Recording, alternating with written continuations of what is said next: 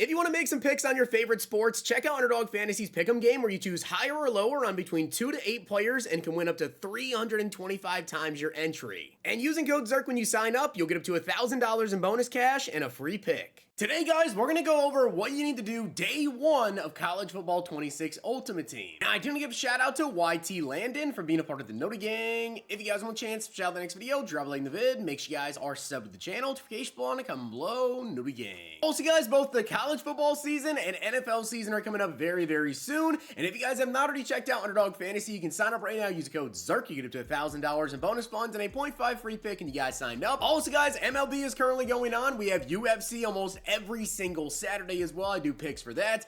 And we have NFL fantasy drafts, which I'm running versus you guys on my Twitter. Don't miss out. Follow me over there. And also, guys, make sure you're going to have this giveaway. This is the 7th $150 giveaway that I have done. I'm actually choosing this winner tomorrow. And you can find that link down below in the comment section. All right, guys, so today we're going to be talking about what to do day one of College Football 26 Ultimate Team. Now, I do want to let you guys know this. Obviously, there's a bit of information that we don't know yet, right? Now, we are going to get that info Sunday, 8 p.m. Eastern Time over on Twitch.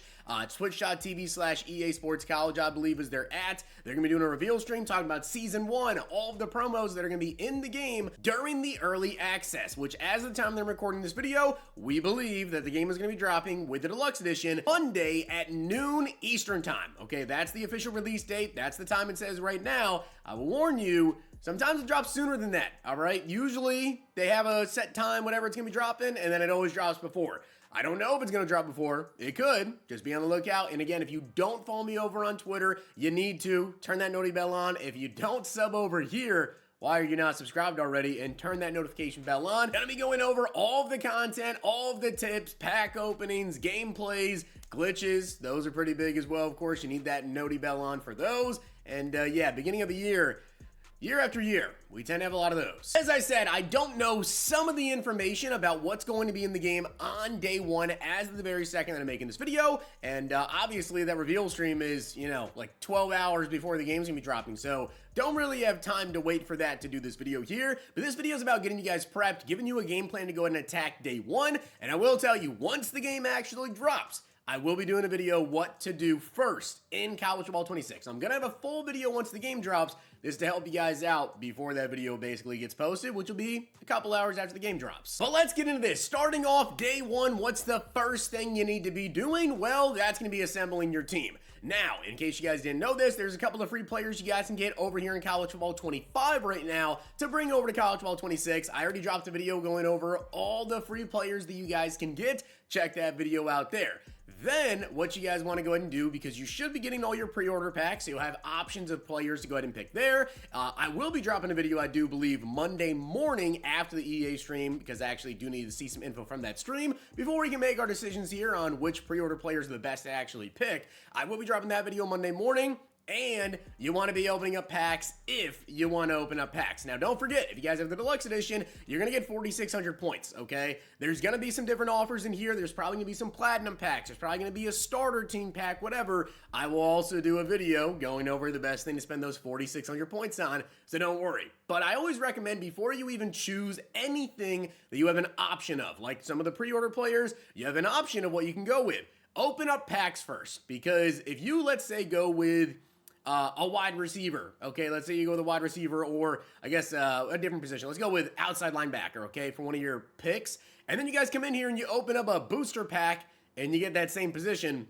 Well, that's going to suck because you're stuck with that card unless you quick sell one of them, and now you could have chose somebody different for pre-order. So, first thing I would say to do, if you're going to open up packs, do that immediately. That's why my first video every year is always a pack opening when the game drops. So open up packs if you guys are going to open up packs. Step 2 is then get your pre-order players, make those selections, throw them in your team, and then you have yourself a lineup to get to work. Now, something else that I talked about in my video where I went over how you guys want to build your team day one, go check that video out as well. Like I said, already posted a lot of videos helping you guys out before the game drops, and I'm going to have so many more when the game does drop, but what you guys want to do is don't go overspend, okay? The market at the beginning of the year, you'll see it go like this. Now, certain positions do go up, and I'm going to talk to you guys about that in a little bit here, but majority of players, especially given what EA has already said about the content that's going to be available at the beginning of the year, those core elites that you guys are going to be pulling, those 83s, those 84s, 85s, their value is going to go like this, okay? Unless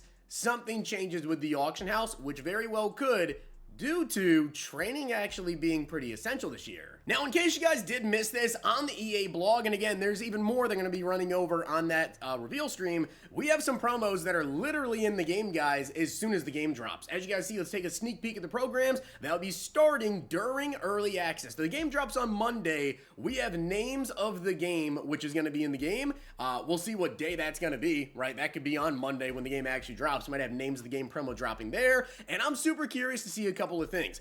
Are there going to be better solos this year? Will there be additional field passes this year? That stuff we kind of have to find out.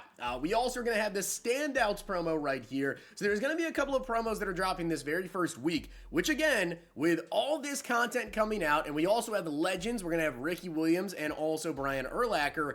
With all this content coming out, those core elites that we're going to be pulling, yeah, their value is just going to keep going down and down and down and down and down as the season continues. We also have the Season 1 Field Pass, which I really am excited to see what's going to be in that. One thing that I do want to highlight for you guys, though, that I think could be a major difference in the market this year, and this may actually make it to where training points, as you guys know, the market got so cheap so quick right off the bat, and this was kind of due to a couple of glitches that happened very, very quickly when the game did drop. Literally on the second day of College Football 25, there was a pack glitch that allowed you to get a ton of those Season 1, basically most sought after cards in the game, and it kind of ruined the market instantly. But as you guys can see right here, one change that's coming to College Football 26, and I really am curious to see how well this holds up for the market, because essentially this year we needed to keep having more and more and more floors lowered on the auction house because things just got so cheap. We didn't need training for anything. It didn't matter. And then the auction house was just cooked, right? As you guys can see right here,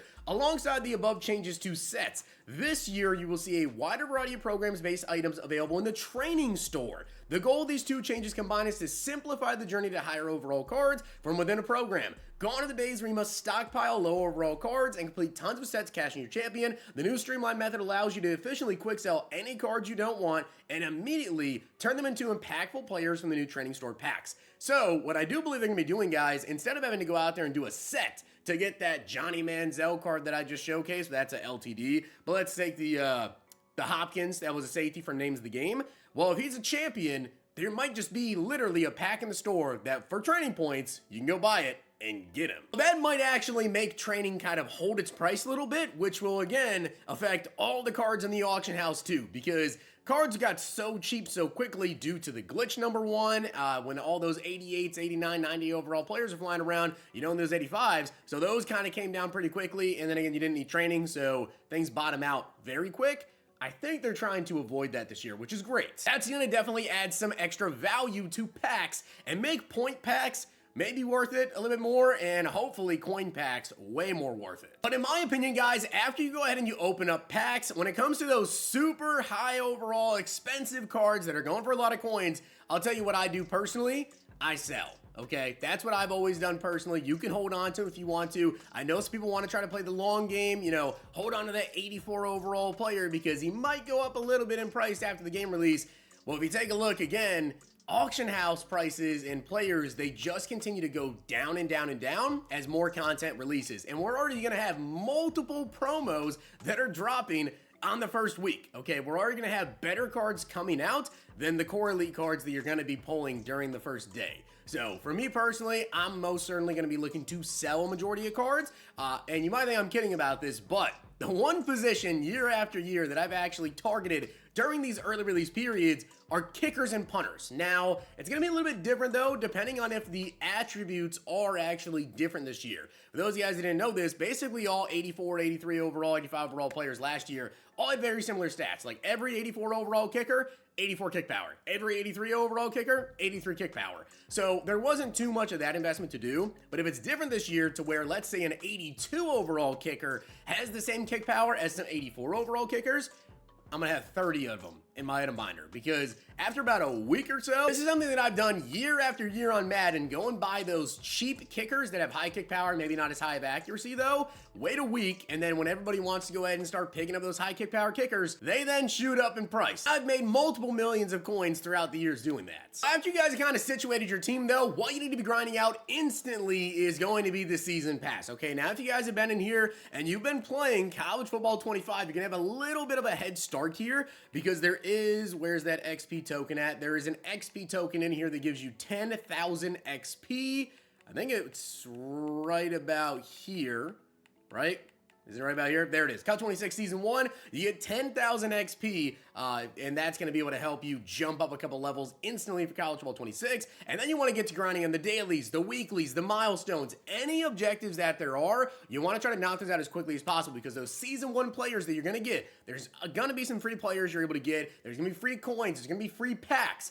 You're going to want to get that done as soon as possible. And also with any solo challenges that are available, guys, to give you some free packs, maybe some free champions, and again, they'll go over this on the EA stream. You want to knock those out, get all the free players that you possibly can, and work on the field pass as quick as possible. My recommendation, I know you want to get out there, you want to play head-to-head, you want to go have some fun and do that. You can do that if you want. But if you want to work on the field pass and grind it out as quickly as possible, what I would recommend you guys do is either going to be solo seasons, or, because solo battles is actually no longer a thing, it's called Study Hall in College Football 26. And Study Hall looks like it might be pretty decent in terms of the rewards. The only thing is, game after game, it's a 12-game series, they get more difficult. So if you want to try to get some coins, get some rewards and stuff, and I don't know all the rewards that go over that in the EA stream, I'm sure, that's probably the way to do it, and also work on your field pass objectives. But if you're just trying to straight up get through those levels, get whatever you can for the field pass, solo seasons, lowest difficulty, grind it out, get everything done. That's essentially what I'll tell you guys you need to be doing on day one. Go ahead, get in, get your pre-order packs, but open up any packs that you're going to be opening up first.